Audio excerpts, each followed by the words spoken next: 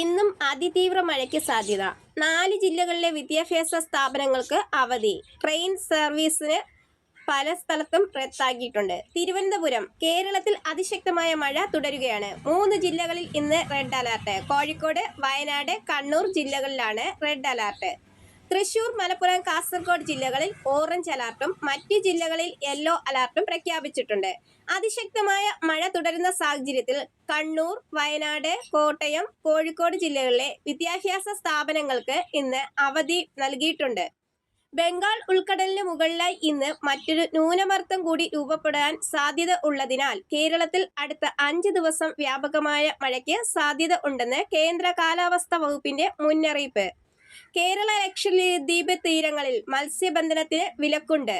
കേരളത്തിൽ കള്ളക്കടൽ പ്രതിഭാസം മുന്നറിയിപ്പും പുറപ്പെടുവിച്ചിട്ടുണ്ട്. ന്യൂനമർദ്ദം സ്ഥിതി ചെയ്യുന്ന മുകളിലായി നിലവിൽ ഇന്ന് മധ്യ പടിഞ്ഞാറൻ വടക്കൻ ബംഗാൾ ഉൾക്കടലിന്റെ മുകളിലായി മറ്റൊരു ന്യൂനമർദ്ദം കൂടി രൂപപ്പെടാൻ സാധ്യതയുണ്ട്. കേരളത്തിൽ അടുത്ത 5 ദിവസം വ്യാപകമായ മഴയ്ക്ക് സാധ്യത ഉള്ളതിനാൽ തീരപ്രദേശങ്ങളിലും മറ്റും താമസിക്കുന്നവർ വളരെ ജാഗ്രതയോടെ ഇരിക്കുക. തിരുവനന്തപുരം, കൊല്ലം, പത്തനംതിട്ട, ആലപ്പുഴ, കോട്ടയം, എറണാകുളം, ഇടുക്കി, പാലക്കാട് എന്നീ ജില്ലകളിലാണ് ഇന്ന് യെല്ലോ അലർട്ടുള്ളത്. സംസ്ഥാനത്തെ മഴക്കെടുതി രൂക്ഷമാണ്. കോഴിക്കോടും ആലുവയിലും കനത്ത മഴയെ തുടർന്ന് റെയിൽവേ ട്രാക്കിലേക്ക് മരം കടപുഴകി വീണു. കോഴിക്കോട് ചുഴലിക്കാറ്റിൽ റെയിൽവേ ട്രാക്കിലേക്ക് 3 മരങ്ങൾ കടപുഴകി വീണു. വീടിന്റെ മേൽക്കൂര റെയിൽവേ ട്രാക്കിൽ പറന്നു വീണു. റെയിൽവേ ട്രാക്കിന്റെ വൈദ്യുതി ലൈൻ ഉൾപ്പെടെ കാറ്റിൽ തകർന്നു.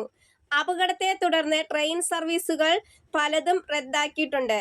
കൊച്ചി ആലുവ റെയിൽവേ ട്രാക്കിലും മരം വീണു. ഇരുഭാഗത്തേക്കുമുള്ള ട്രാക്കിലും മരം വീണതോടെ ട്രെയിൻ ഗതാഗതം ബാധിച്ചു. നിരവധി ട്രെയിനുകൾ ഇന്ന് വൈകിയായിരിക്കും ഓടിക്കൊണ്ടിരിക്കുക.